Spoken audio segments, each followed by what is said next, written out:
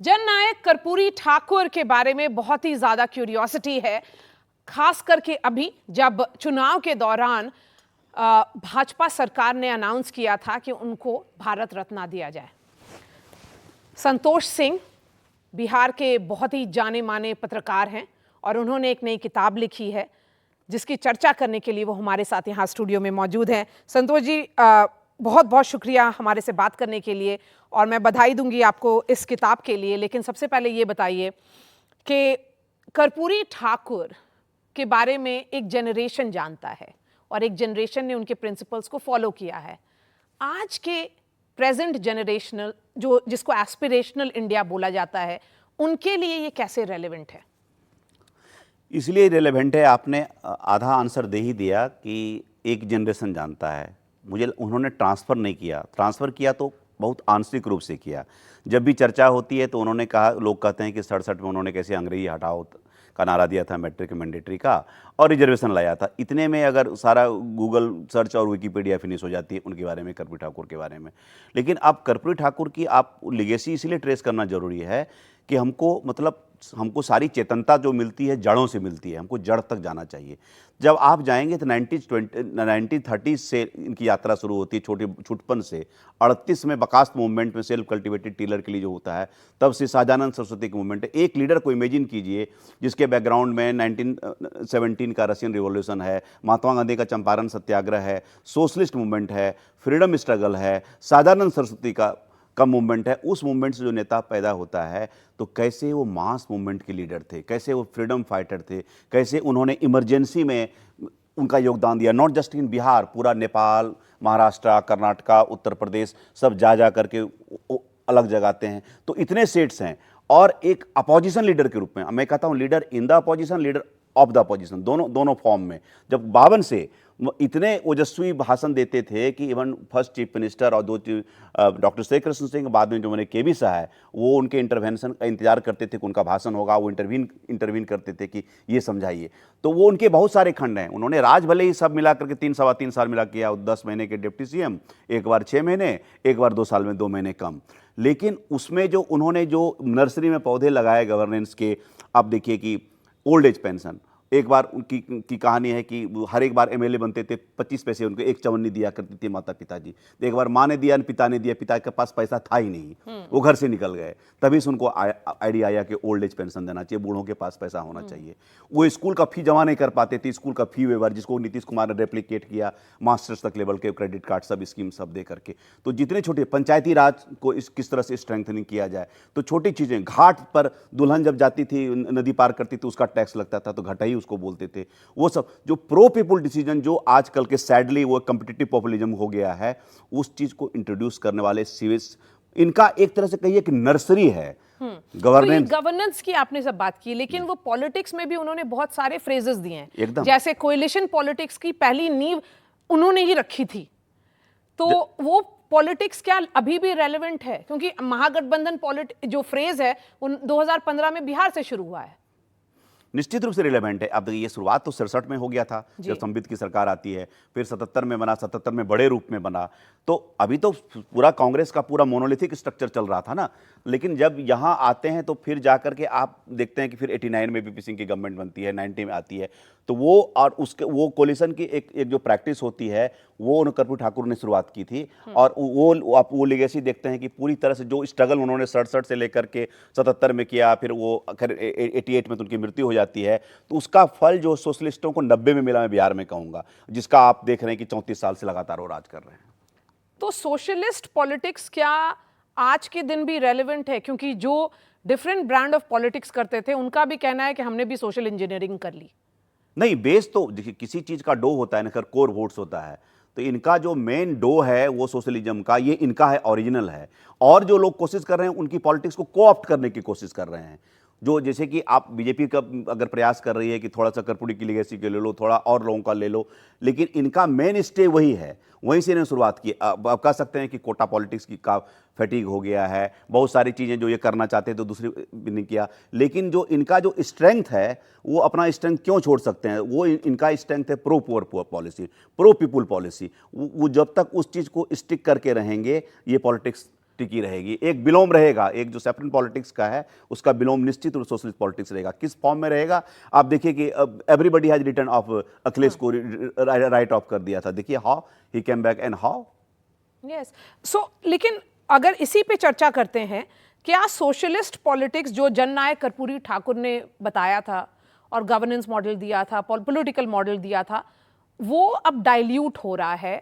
और ऐसा क्यों है कि कर्पूरी ठाकुर की चर्चा इतनी ज्यादा नहीं होती जितना उन्होंने कंट्रीब्यूट किया है इंडियन पॉलिटिक्स पे? देखिए चर्चा इसलिए हो रही है ना कि आप देखिए कि 24 तारीख को 24 जनवरी को उनका बर्थ एनिवर्सरी होता है, तब नीतीश कुमार 28 तारीख को आए हैं इस कैंप में, उस दिन तक वो बात कर रहे हैं और उसी तारीख को भारत रत्न मिलता है। अगर कर्पूरी की लिगेसी, कर्पूरी ठाकुर इंपॉर्टेंट नहीं है तो क्यों उनको दिया गया?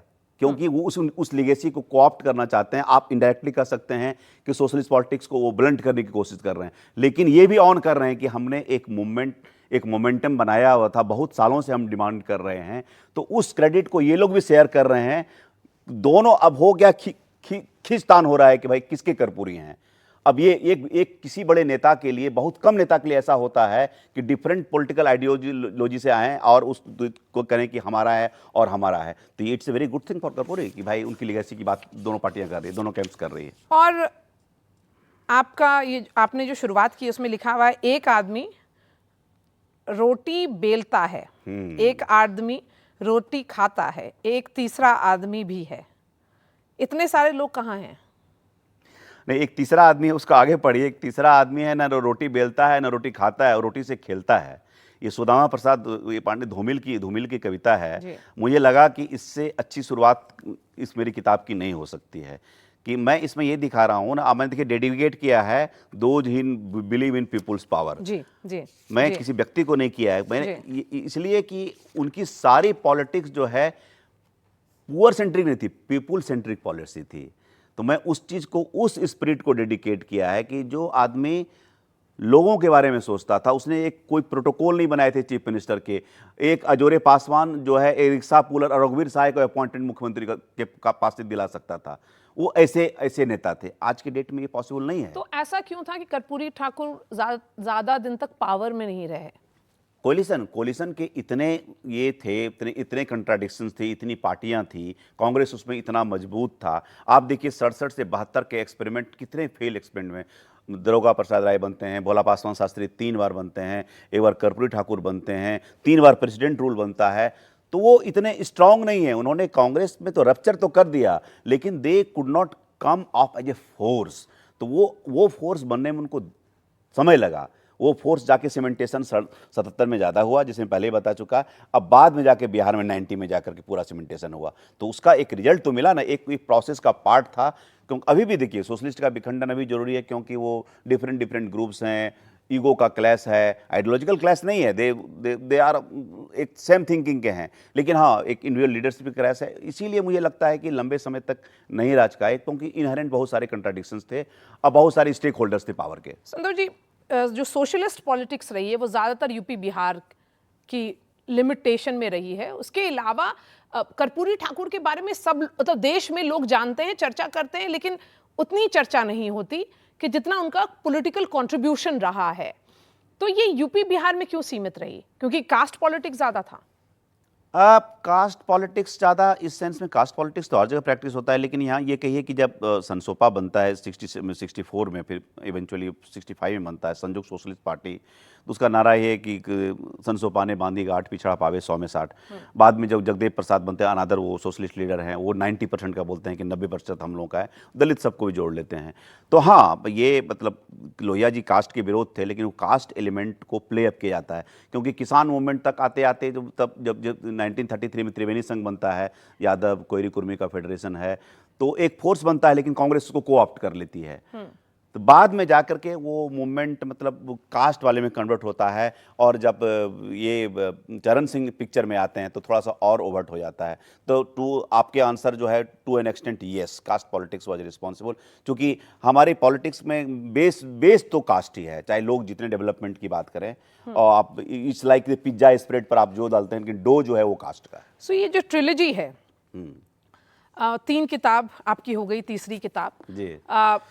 तो जो प्रेजेंट जनरेशन ऑफ नेता हैं बिहार के, जैसे तेजस्वी हुए, चिराग हुए, या फिर आप बगल में चले जाइए तो अखिलेश यादव हैं, या फिर चौधरी चरण सिंह के पोते भी, उनके बारे में भी बात कर लें, और फिर बहुत सारे तरीके से जो भाजपा के नेता हैं, सुशील मोदी भी सोशलिज्म से ही निकले हैं। जी जी। लेट सुशील मोदी, वो अभी नहीं रहे। तो इन लोगों के बारे में भी क्या आपको कुछ इंटरेस्ट दिखता है? और क्या जो वो नेता हैं जैसे लालू जी और नीतीश जी, जो fag end of the political career पर हैं, जिनका राजनीति शायद स्वास्थ्य के कारण या जो भी कारण नहीं आगे दिख रही है, तो उनका अगर आप कंपैरिजन करिएगा तो क्या आपको लगता है कि कौन नेता अभी भी सोशलिज्म पर मतलब बैठे हुए हैं, उस पर यकीन करते हुए अपनी भी पॉलिटिक्स, आज की राजनीति भी उन्हीं पर करते हैं?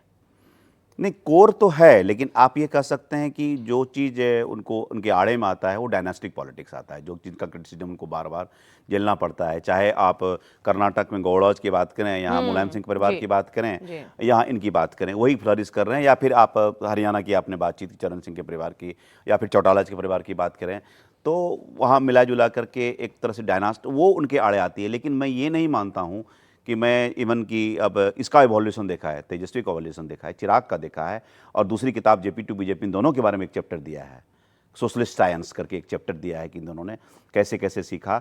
तो वो एक बहुत अर्लियर इंटरव्यू में मुझे तेजस्वी जी ने कहा था, जब वो लीडर ऑपोजिशन नहीं बने थे, जब 13 में स्टार्ट किया था, तो वो कैसे जब 2013 में प्रिपेयर कर रहे थे अपने आप को कि भाई हम नेता बनेंगे, तो वो सारे कैंप के लोगों की स्पीच सुनते थे, जॉर्ज फर्नांडिस को सुनते थे, लोहिया को सुनते थे, जयप्रकाश नारायण, जहाँ जहाँ उनको रिटर्न ऑडियो जिस फॉर्म में मिलता था, तो वो इम्बाइब, तो वो उस चीज़ को ये श्रग ऑफ करने की कोशिश कर रहे हैं कि भाई I am son of Mulayam Singh Yadav और लालू प्रसाद को, उस चीज़ को। और कहीं ना कहीं आज के डेट में देखेंगे कि अखिलेश ठीक है मुलायम सिंह के सन है, लेकिन he has leader in is on right, so is Tejashwi. Tejashwi में 2020 में ही नेता अपने आप बना, उतने बड़े पिता के स्लोगन को पीछे छोड़ दिया, पोस्टर यूज नहीं किया। ठीक है, वो रहेगा कि ही इज केयर ऑफ में वो चीज हाउंट करेगा, बट मैं ये नहीं मानता हूं कि they are not. Of course socialist politics, socialist stream हो गई है, लेकिन वो स्ट्रीम पूरी तरह सूखा नहीं है, उस स्ट्रीम में कुछ बात है, तभी तो ये नहीं हरा पा रहे हैं। क्या सोशलिस्ट पॉलिटिक्स का सबसे बड़ा बेन रहा करप्शन और डायनेस्टी पॉलिटिक्स?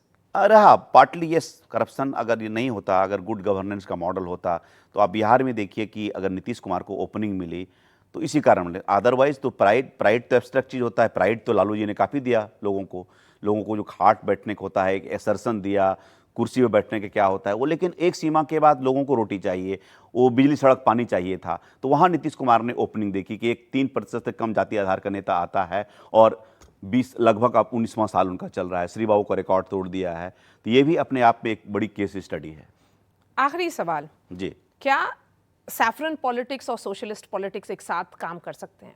नहीं, मुझे नहीं लगता है। अगर तो इनकी आइडेंटिटी सब्स्यूम हो जाएगी द मोमेंट, ऐसे मोमेंट, वीक मोमेंट्स आए होंगे आरजेडी की पॉलिटिक्स में कि उनको ऐसा नहीं, प्राइवेटली बोलते हैं कि ऐसा थोड़ी है, हम लोगों का ऑफर नहीं है कि भाई मेरे साथ आ जाओ, बट लालू प्रसाद। लेकिन नीतीश सोशलिस्ट पॉलिटिक्स पे यकीन रखते हैं, उन्होंने ज्यादातर सरकार जो चलाई है वो भाजपा के साथ चलाई है। उनकी फ्लेजलिंग पॉलिटिक्स है, उनकी पॉलिटिक्स इधर उधर दोनों की है। उनकी सोशलिस्ट कोर है, लेकिन उनकी पॉलिटिक्स ऑफ कन्वीनियंस है, ये निश्चित रूप से है। हाँ, लेकिन लालू प्रसाद जी ने अपनी पॉलिटिक्स से, एक बार जगदानंद सिंह ने पूछा था कि आप दोनों के साथ काम कर चुके हैं, आप नीतीश कुमार के कैंप में कभी क्यों नहीं गए? तो बोले कि मैं उनको नेता नहीं मान सकता हूँ, क्योंकि here is Lalu Prasad leader जिन्होंने अपनी आइडियोलॉजी से जेल चले गए, कभी भी कॉम्प्रोमाइज नहीं किया। तो ये चीज़ है, मतलब जो दोनों के बीच में डिस्टिंक्ट करती है। गवर्नेंस डेफिसिट एक अलग बात है, लेकिन जब आइडियोलॉजी की बात होगी तो उससे कंप्रोमाइज नहीं किया है। वहाँ नीतीश कुमार वीक, भले ही इनके ड्यूरेशन बड़े लंबे हो जाएं, लेकिन आइडियोलॉजिकल अगर काउंट पर डिस्कशन होगा तो Lalu Prasad would be far ahead. अगर नया जनरेशन जानना चाहता है कि क्यों पढ़ना चाहिए ये किताब, तो उसके बारे में बोल दीजिए आप उनको डायरेक्टली एड्रेस करते हुए कि ये किताब क्यों पढ़नी चाहिए। ये किताब आपको इसलिए पढ़नी चाहिए कि जैसे हमें अपने बुजुर्गों को जानना चाहिए कि मेरे पिताजी क्या करते थे, ग्रैंडफादर क्या करते थे। क्योंकि आप देखिए फुनगी कितनी भी हरी होती है, आप नहीं जानते हैं कि वो सारा लवण और पानी जो है नीचे से आता है। तो हम यहाँ कहाँ तक पहुँचे हैं, किस जर्नी से पहुँचे हैं, ये जानना चाहिए। और किताब को इसलिए पढ़ना चाहिए, मैंने सारी थ्योरी को इतना सिंप्लीफाई कर दिया है कि सारी थ्योरी आपको कहानी की शक्ल में मिलेंगे, इतने अनसुने संस्मरण मिलेंगे, और आप किसी चैप्टर से स्टार्ट कर सकते हैं, कहीं से बंद कर सकते हैं, और आपको लगेगा कि आप एक वेब सीरीज देख रहे हैं, जबकि सारे इंटेलेक्चुअल एलिमेंट्स में उसमें तो क्या ये माना जाए कि ये वेब सीरीज में कन्वर्ट हो रही है? इंशाल्लाह हो जाए तो। हाँ, चलिए संतोष जी, हमसे बात करने के लिए बहुत बहुत शुक्रिया। Thank you Maria ji.